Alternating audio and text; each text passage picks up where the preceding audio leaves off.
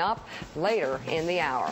That's a quick look at the news. We have Harold with us, Andy Serwer, Pat Buchanan, and Willie Geist. And we look ahead to the top issues of the day, including, by the way, the White House taking on Fox News. I want Harold to chime in on this. We've heard from Pat, but Anita Dunn saying that the White House looks at Fox News as the opposition. A wing of the party. A wing of the Republican Party, she said. What do you make of that? It doesn't seem... In fact, I'd like to play the bite, if I could. Do we have it, Chris? We're getting the bite, which means I must do what's called stretching here. But Anita Dunn was speaking on television about the president taking on Fox News, the White House going on Fox News, how they view that channel versus maybe perhaps being a guest on other channels. Here it is.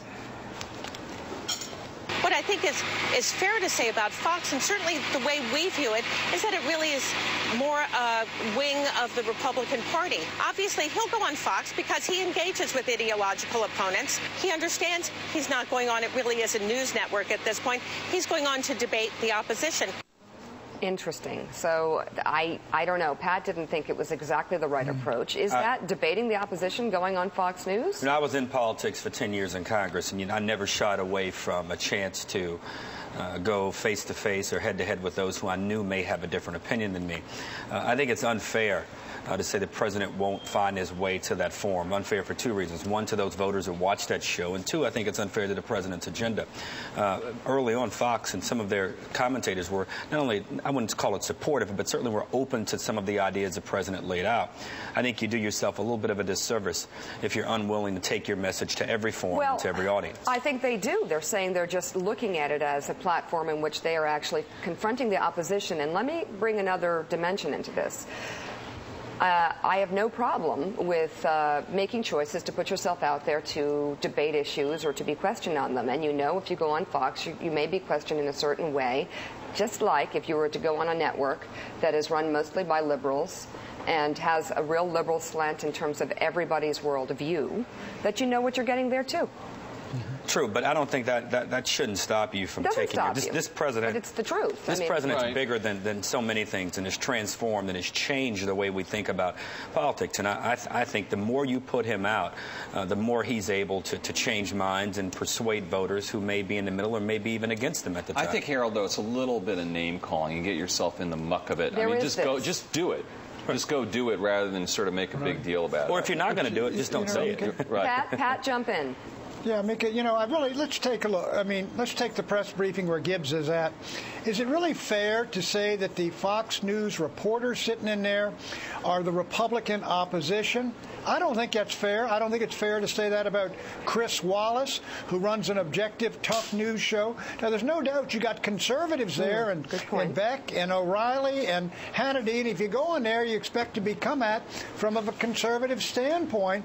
But to call it the Republican opposition, I think is, you know, that's really playing small partisan politics, and it doesn't help the White House to do that.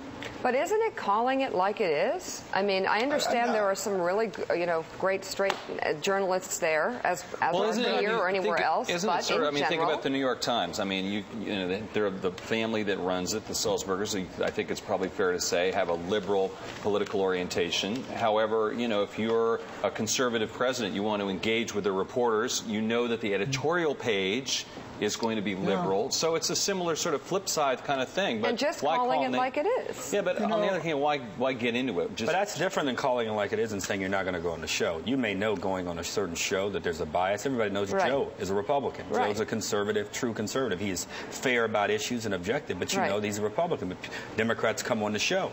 I just think you have to be careful about making those observations. I don't mean to get in the White House's press strategy operation, but I probably would not have done it. Wouldn't have done it. Pat? I guess that puts me getting in the middle of the... No, you're in the middle.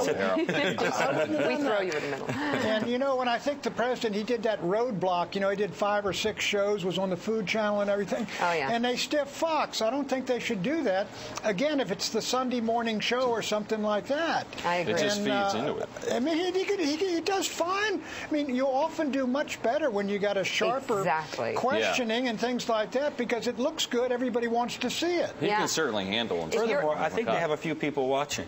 So right. Yeah, I think if your convictions have the added value of being true, you shouldn't be afraid to go on any platform and take them on. And to Harold's point, there's a business section, Brian Stelter piece, Fox's volley with Obama intensifying, in which Fox makes the point, Bill Shine, the #2 guy over there, says, every time they do this, our ratings go up. So exactly. they got to do it with a few people watching. All these different dimensions to this. Yeah. And coming up...